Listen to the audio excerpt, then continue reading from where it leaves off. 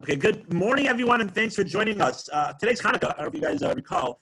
We have been lighting many nights of Hanukkah already. Today's the sixth night of Hanukkah. Today's the sixth day of Hanukkah. It's not the night, it's the day.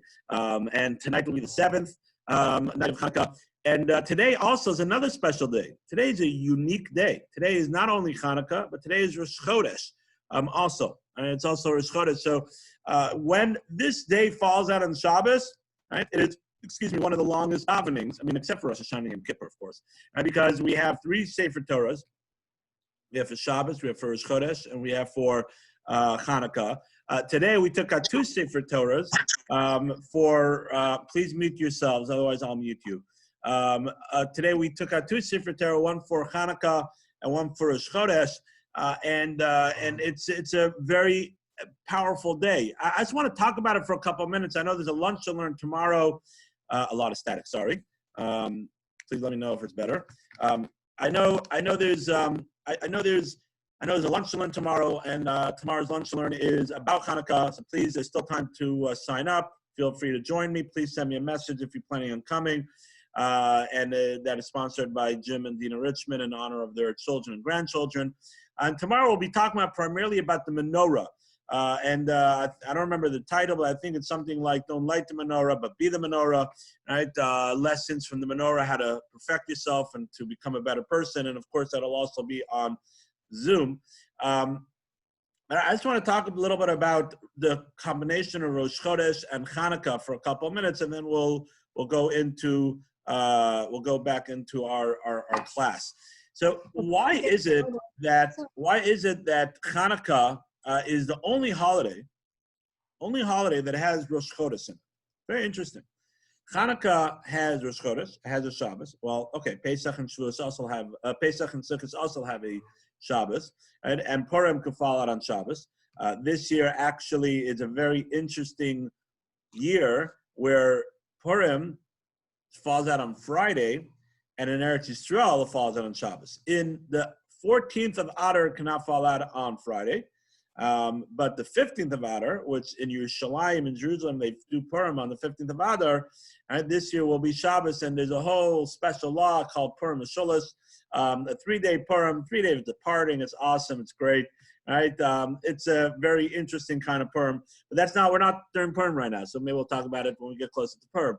Right? But Hanukkah, besides Rosh Hashanah, which is Rosh Chodesh, it's the first day of the month, but we don't celebrate it as Rosh Chodesh. Hanukkah is the only holiday that has Rosh Chodesh in it. And the question is why? So you're going to say, well, that's what happened. Sorry. Let me know, is it still static, you guys, or is it better? What I found was it was very staticky, but when I turned off the mute, I could hear you much more clearly. So okay. So feel free to turn off the mute if that makes it better, but please make sure to have quiet in the background. So I'll just move back a little bit. I've been told that it's less staticky if I move back. So the back to our discussion, right? So Hanukkah again is a unique Yom Tov, a unique holiday that has Rosh Chodesh. Why is it? What's the connection between Hanukkah and Rosh Chodesh? So you're all probably very familiar with this, that the Yevanim, the Greeks, that made 3 decrees against the Jewish people. 3 major decrees. There's many others, right, that they made, but the 3 major decrees that they did against the Jewish people was they weren't allowed to do bris milah, which unfortunately we have nowadays also. There's not as a decree, but there are certain countries in Europe that are trying to ban bris milah, circumcision. There are states even in the United States where there's people that are trying to create legislation that will prohibit bris milah. So that thing is, it's not over yet, and it's never really over. But that bris milah, circumcision. The next one was keeping Shabbos, right? And Rosh Chodesh, right? Those are the 3 things, 3 major decrees that the Greeks decreed against the Jewish people. Of course, they weren't allowed to learn Torah, and that's where the dreidel comes in. Listen to yesterday's Morning Minute, right? And many other decrees. But these 3 things. The question is, what is the correlation between these 3 things? Why did they pick these three things. So Shabbos, I understand. Shabbos is, unique to the Jewish people, believing in the creation of the world. Bris Milah, right? It's also, again, it's a covenant of Abraham, our forefather, recognizing, right, that a uniqueness of the Jewish people. Rosh Chodesh, like, come on, right? There's nothing better. They could have gone against Yom Kippur, right? They could have gone against kosher or other things. Why Rosh Chodesh? Why not sanctifying the new moon? So, on a very simple answer, the answer is because all our holidays coincide with Rosh Chodesh, right? So if we don't know when the new moon is, right, so then we can really do our holidays. So it's really more than just Rosh Chodesh.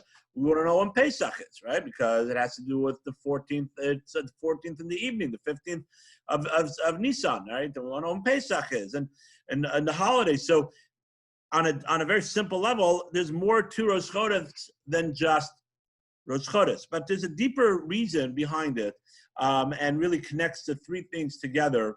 And I think we could connect it, of course, to Lashon Hara. There's always a connection to everything.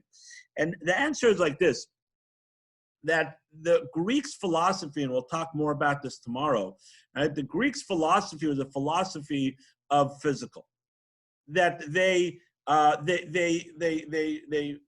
believed that there was nothing more in the world besides the physical world. And therefore, the decrees that they made were trying to uproot this idea of spirituality in the Jewish people. A bris milah, right? For the Greeks, a bris milah was the most cardinal sin. You're mutilating your physical body. They worship their physical body.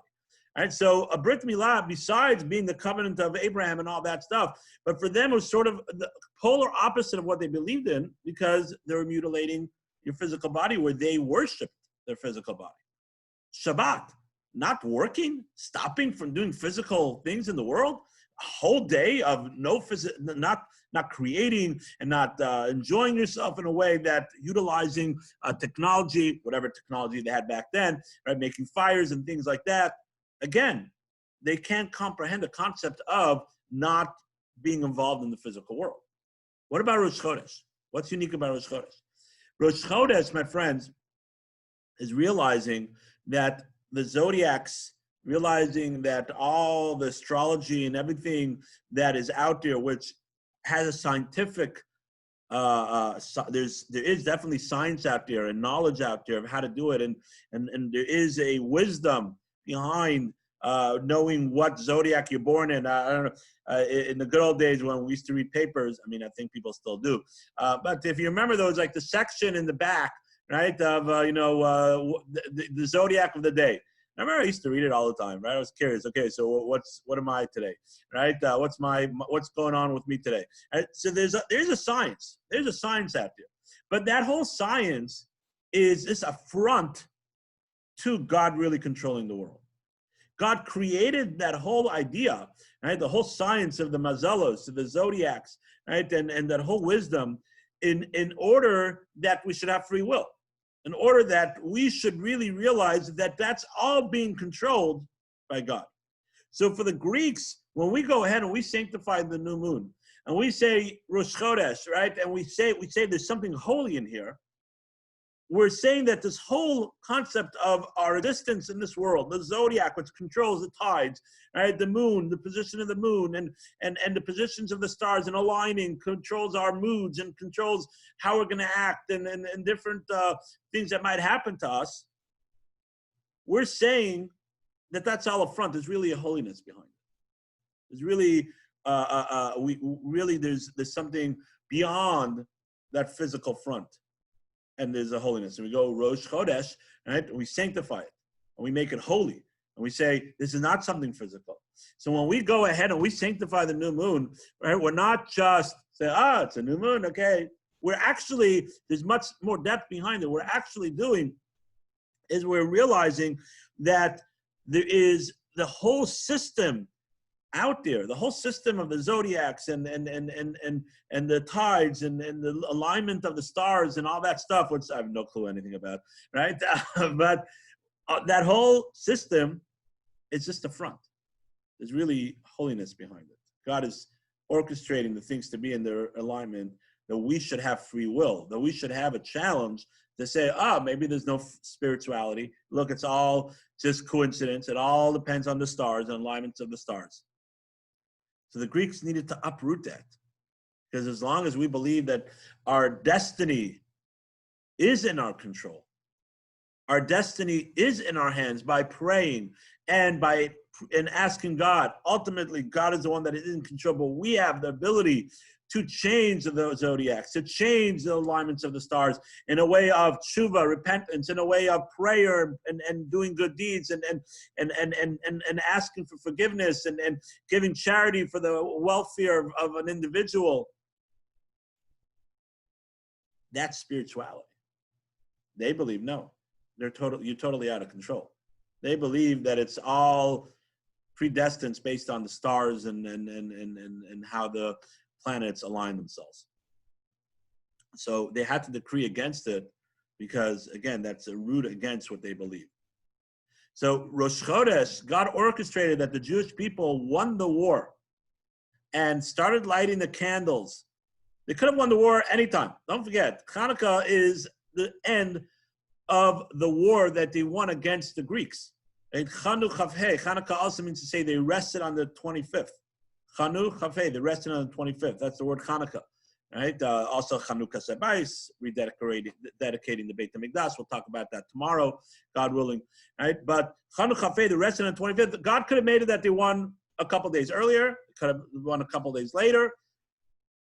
So God orchestrated. They won during this period of time, which we'll talk about tomorrow. Why during this period? Why not during the summertime, right? Why not the spring? Why this period of time? We'll talk about that tomorrow.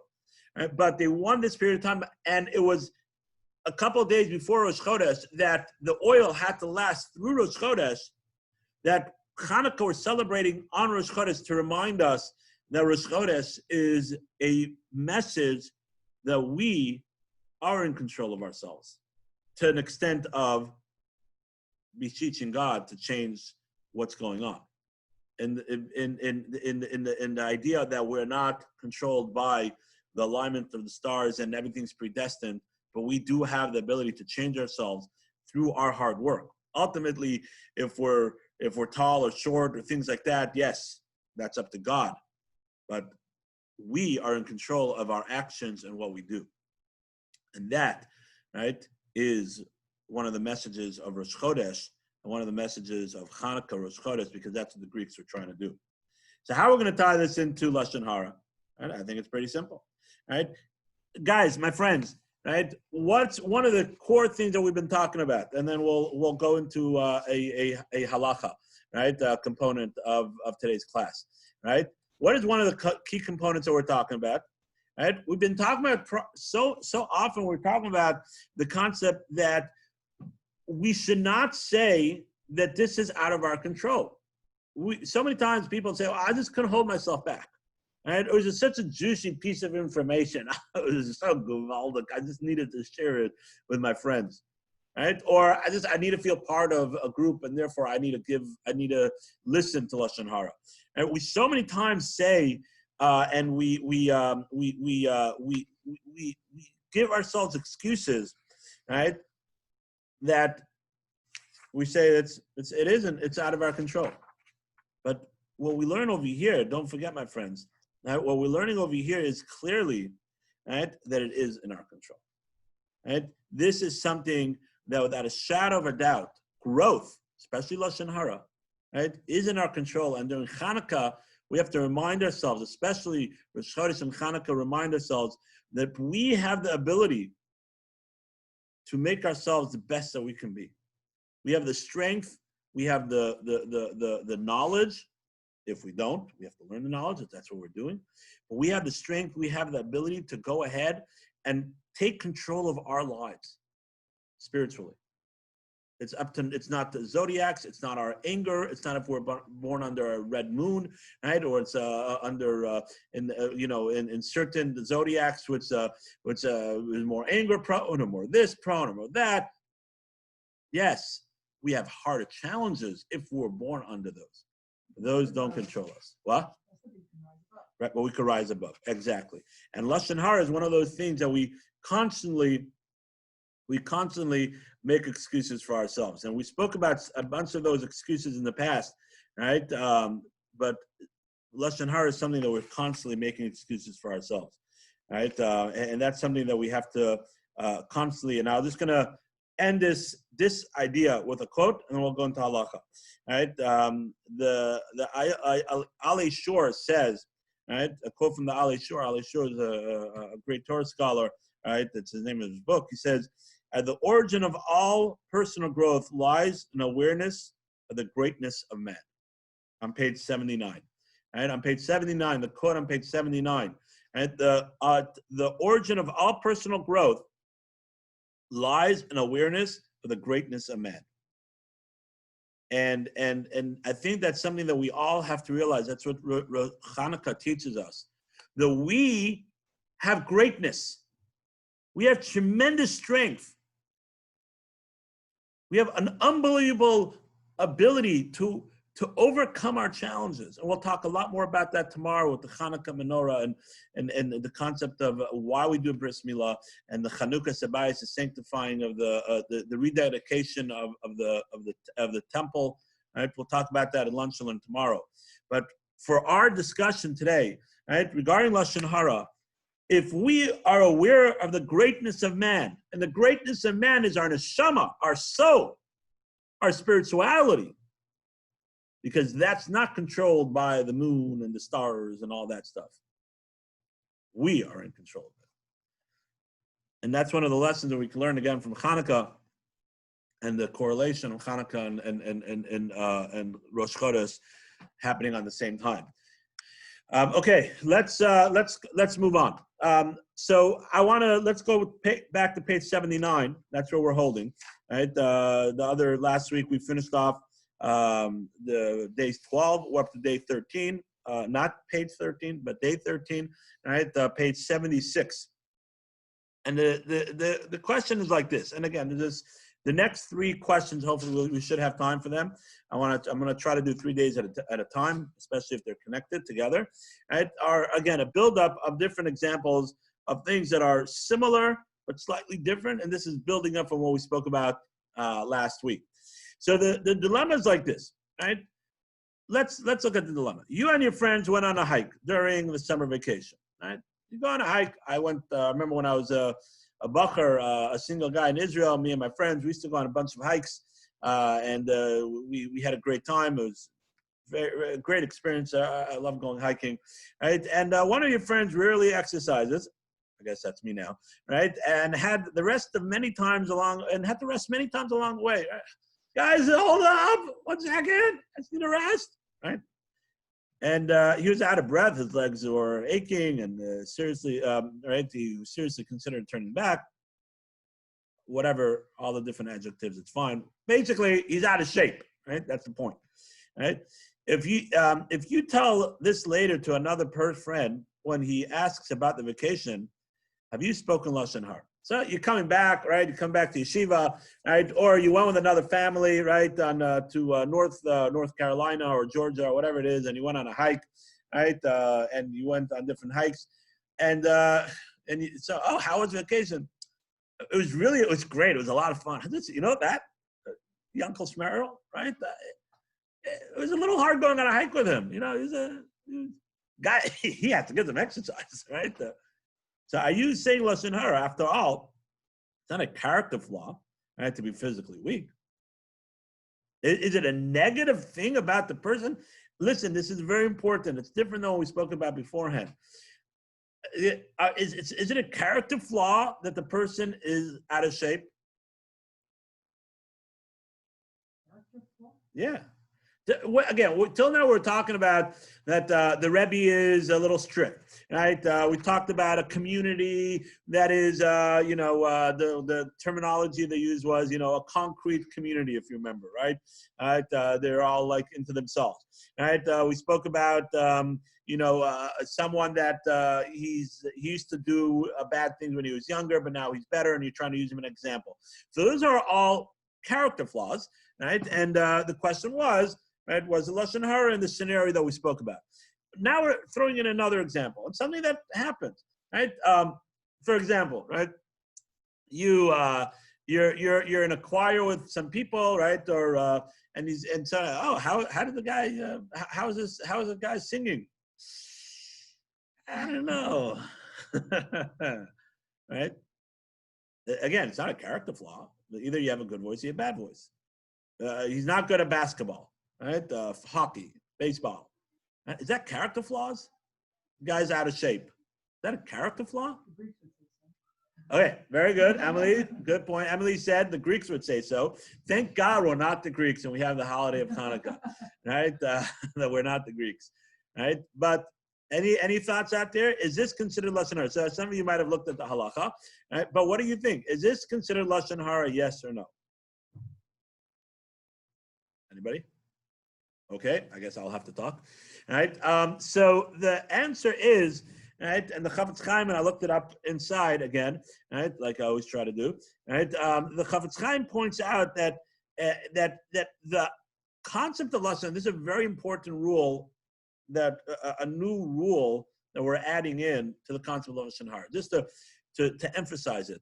Till now, we were talking about examples of when you're actually saying something negative about the person. The question is, if the scenario, if he says it, right, if he said it many times, right, and other things like that, you're trying to do it as a lesson, you're not doing it as a negative thing, you're saying it to someone that you don't think will ever come back to, will ever see that person or know that person, right?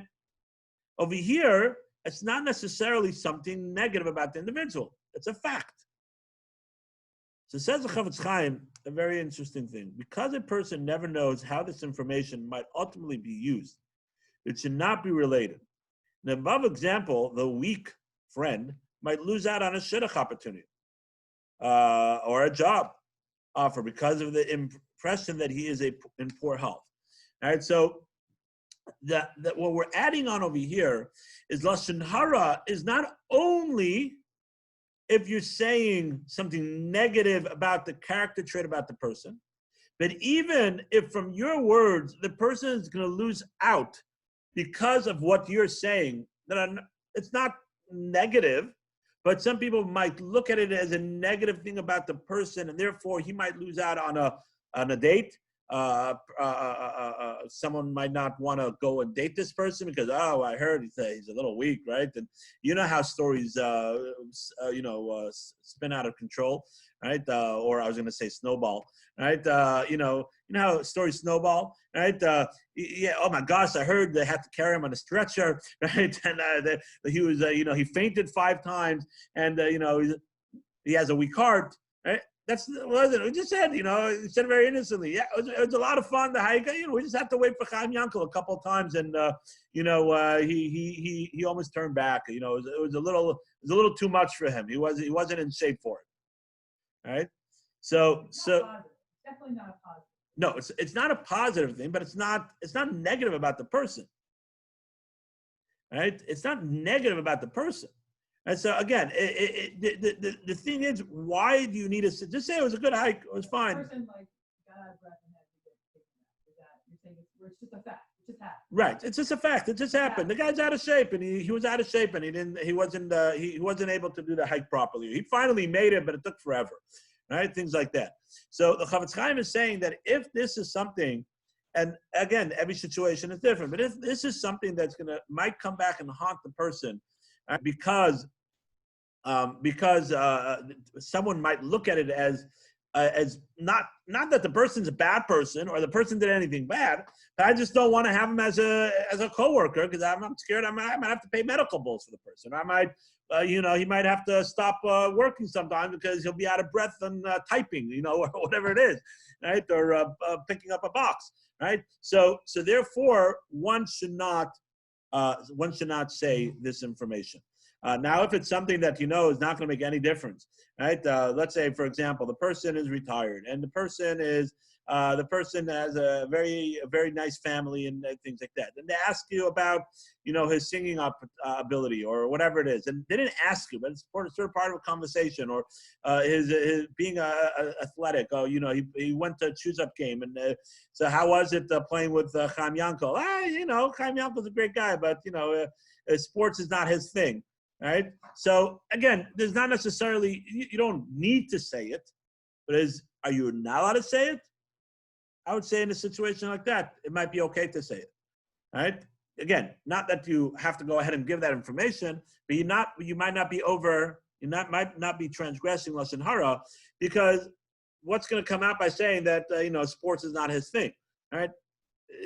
He's married, he's happily married, right? He's retired, he has his IRA and all that stuff, right? And he's fine, he's doing okay. And by saying that sports is not his thing, is not really going to come back to haunt him, right?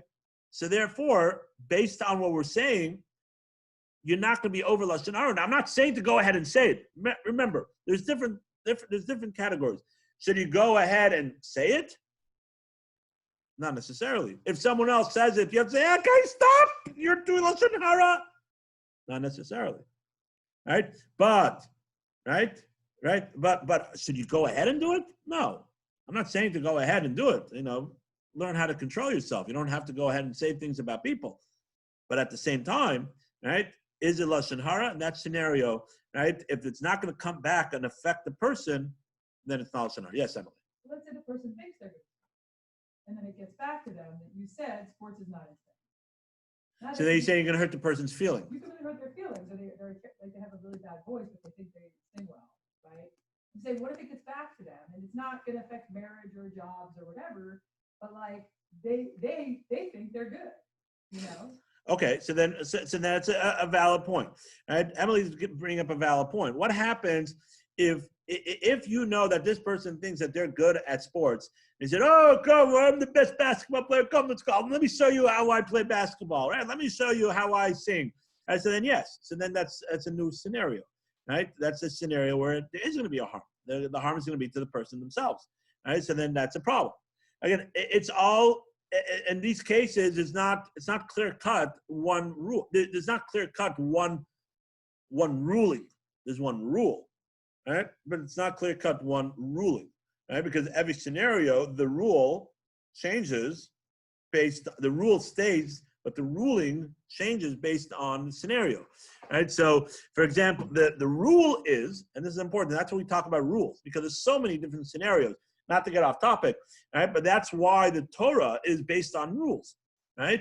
And the rules we apply to day-to-day lives, right? The rule of the Torah gives us categories of rules and the criteria of the rules in the laws of Shabbos, and the laws of kosher, and the laws of whatever, right? And we go ahead and we apply them and see scenarios how they fit in that rule, right? Because there's so many different things that Torah is going to be endless if it gives us every scenario. It doesn't work that way. And the same thing with lashon hara. The rule is that we're saying right now is if it's a case where it's not a negative character trait about a person, the person did something wrong, the person was whatever, the person, right? It's not a negative thing about the person, but it's sort of a fact about the person. He's bad at sports, right? He doesn't have a good voice. He's out of shape, things like that, right? So if there will come out to be a harm to that person, one way or another, right? So then that's a problem. That's part of lashon hara, even though you're not saying something lashon hara itself. But if you know that it's not gonna, the guy knows he's not the best at sports, right? Or the guy doesn't care, or the person is, it's not gonna affect his business or anything like that. So then, not saying that you should go ahead and do it and say it, but that might not be considered speaking lashon hara or listening to lashon hara, which again, especially with listening, you might not have to stop the conversation or go away from the conversation, right? Because that might not be considered part of the halachas of lashon hara. Okay, let's move on to the next case. The next case is an interesting case. One second.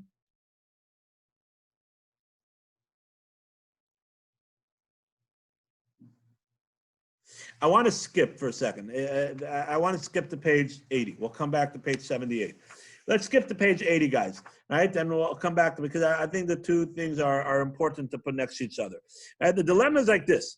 Right, your coworker is from the old days. Right, and he is baffled by all kinds of technology. Now, just an example, it could be anything. Right, he asks you to show him how to operate his cell phone. Right, and after an hour, he finally gets it. Then lunchtime, he needs again.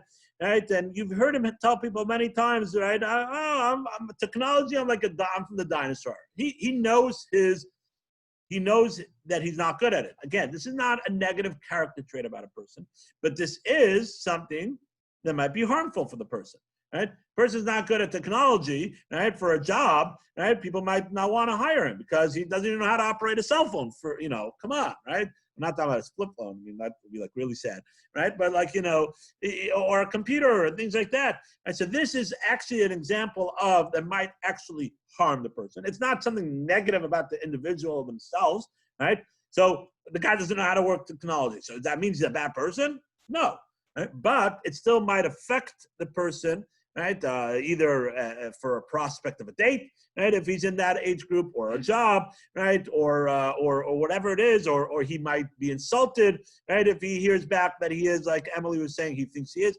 But over here, that was what we spoke about on page 76, right? Page 78 is where the person, you've heard the person say many times, and that's why I skipped. You heard the person say many times that he knows he's not good at technology. Are you allowed to tell your friends about your coworkers' technical challenges? Right? Perhaps down the road, another potential employer may refrain from hiring him due to his technical deficiency. Right? So the question over here is that, yes, this guy has told people, but he's told his group, right, of people, and you've heard him say it, but people that already know him, right, people that he's hanging around. But at the same time, we have a concept of Chavra Issa that we spoke about many times before. Once people know, the word could get out. But are you allowed to be part of that, right? Because it might affect the person down the road. You tell your friend, and your friend told his friend, "Oh, I have my friend. He knows a guy, Chaim Yankel, right? That Chaim Yankel is." It's so funny. Like, the guy doesn't even know how to use a cell phone, right? The guy's so technically challenged, right? And he told a friend, that it's in a different city. And now Chaim Yankel moves to that city, right? And he goes to that person, and he didn't think that anybody will know. And he goes, "Oh my God, you're Chaim Yankel? Oh my gosh, my friend told me about Chaim Yankel. Are you the one that doesn't know technology?" Right? And he might not be insulted by it, but he might lose a job. So the question is, are you allowed to say? And over here, again, the difference is over here, the person himself has spoken about it. So it says the Chafetz Chaim, if the information isn't inherently derogatory and the subject clearly does not care who knows, you're allowed to repeat it, even if in some context it might do harm. If the speaker explicitly gives permission to the related information, you're certainly allowed to do so, right? That we spoke about before. So if the person says he's allowed to, and remember we spoke about this, if you want to use a person as an example of growth, look, this person was on drugs when he was younger, and look what he is now, you could overcome it. Or a person was, he overcome his challenges, right? So that's for sure. If the person gives permission and it's not something inherently negative, or it's a lesson, right? Because if it's something negative, the person is, a serial killer, right? Or the person, not a serial killer, because that you're probably allowed to tell anyways for Te'elis. Right? But if the person, has a gambling problem, and he still has a gambling problem, and he says, "Oh yeah, you can tell people, I don't care about people, you're not allowed to say lashon hara about yourself either." So you're definitely not allowed to, just because the person gave you permission, and you're not allowed to do that, just to throw it out there. We'll talk about that later times.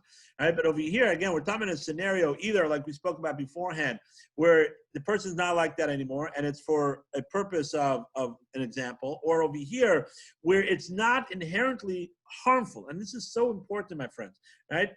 That it's not inherently negative about the person. Right? You're not saying that the person is technically challenged. So what?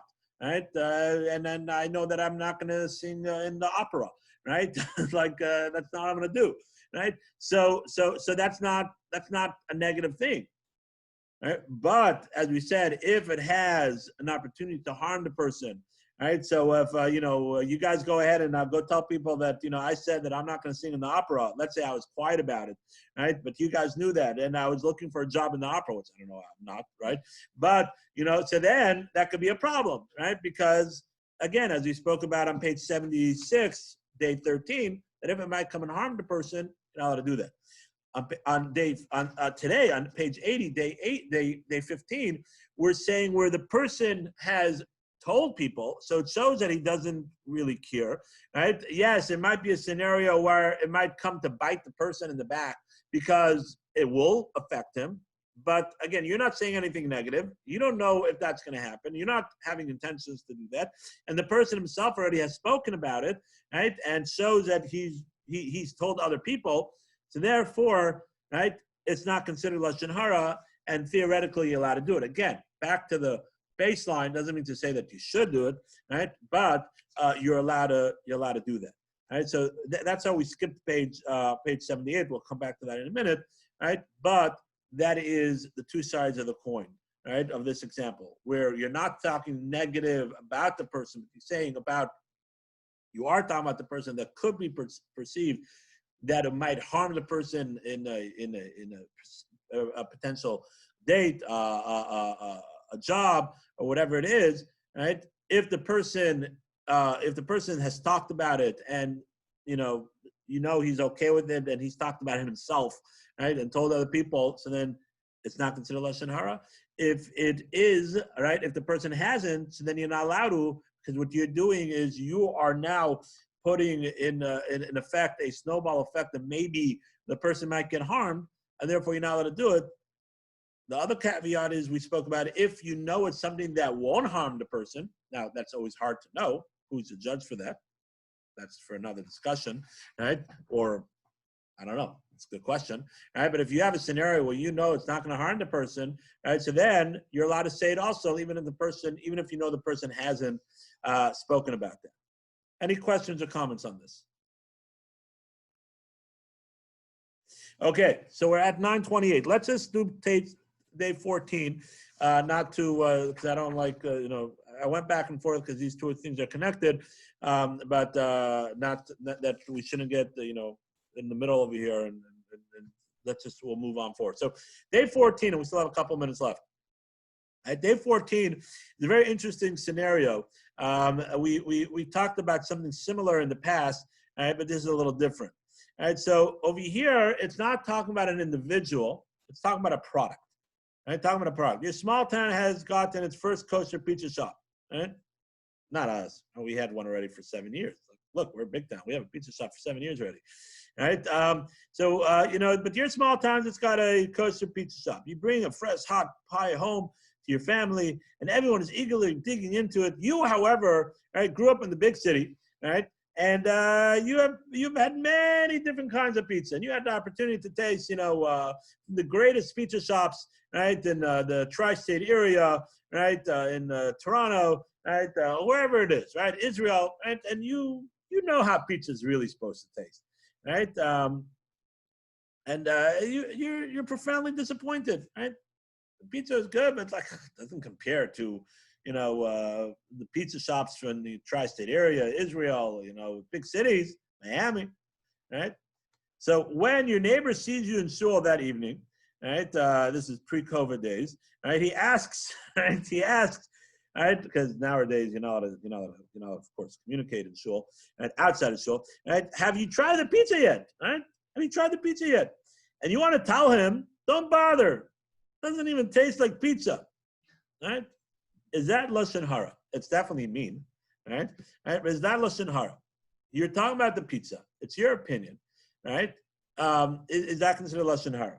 So the answer straight out is you're not allowed to do it. Your negative would be lashon hara because it can be, excuse me. It could make other people not buy from the person's pizza shop. Right, so again, the idea of lashon hara over here, there's no lashon hara on the pizza. The pizza doesn't care if it's good or not, right? Like, what does a pizza care, right? Oh, you're hurting the pizza's feelings, so it's terrible, right? But of course, the pizza doesn't care, right? But the idea is, and that's why it is connected to what we spoke about now. I personally think this should have been day 15. They should have put the other two next to each other. But the connection between these three cases is where your lashon hara is when you're harming the person opportunity for business or for a shidduch or for whatever it is, right? So Cindy, we'll get to your question again. Why are we not allowed to give our opinions, right? We are allowed to give our opinions, right? And it's very important, right? So if you look at page 82, may I give you a little advice about David, right? We'll talk about that over there a little bit about giving opinion. But yes, you're definitely allowed to give your opinion, right? But right, when you have to make sure that it's not going to harm the other person's business, right? It's a tricky thing of giving opinions, right? It's not, the person has a bad piece of pizza, he's not going to get hurt, right? So let him try the pizza himself, and before you give the opinion, right? If you someone suggested someone for a potential date, right, for someone, and you know that that person is a terrible person, right? And whatever it is, right? So then, yes, you're allowed to give your opinion because that person could get harmed, right, by that person, right? And there's a whole section of what information you're allowed to give, what information you're not allowed to give, how you're allowed to give that information. It's very complicated regarding shidduchim, potential dates, and things like that. It's not simple, right? But you're allowed to give your opinion, but at the same time, right? If the person's not going to get harmed, right? You're not going to die from a bad piece of pizza, right? Yes, and it's $15, $14, whatever it is, right? And the other person might like it.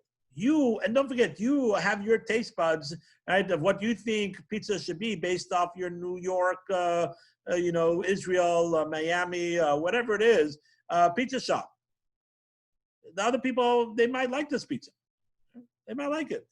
So by you going ahead and giving your opinion over here, is you're harming the person's business.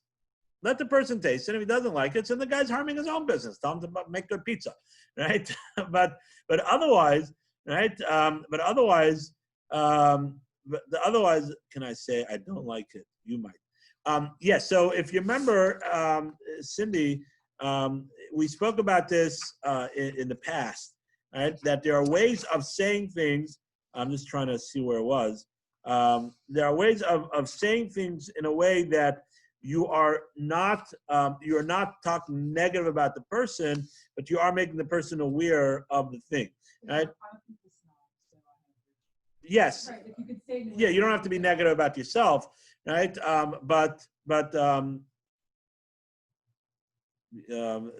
Yeah. Well, we're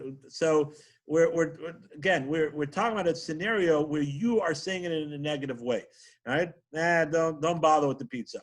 But yes, you're allowed to say, listen, I have a refined palate. All right, is that a nicer way of saying a pizza snob? Right? I have a refined palate for my pizza, right? Based on my experiences of the greater cities, right? But I encourage you to try it. Go ahead and try it. If you don't like it, you don't like it. You like it, that's great, right?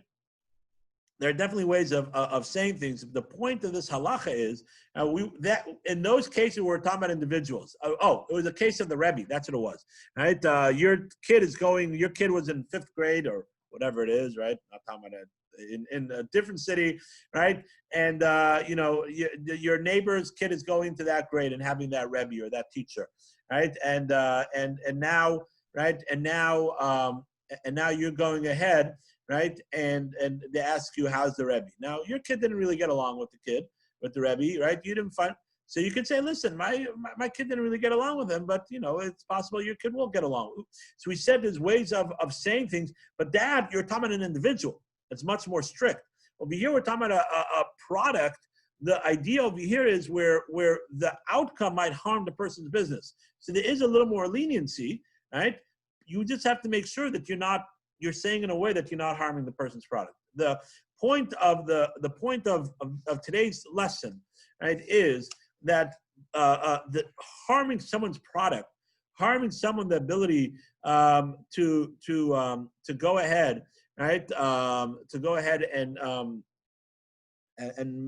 make money, or to have a job, or to find the shidduch, or whatever it is.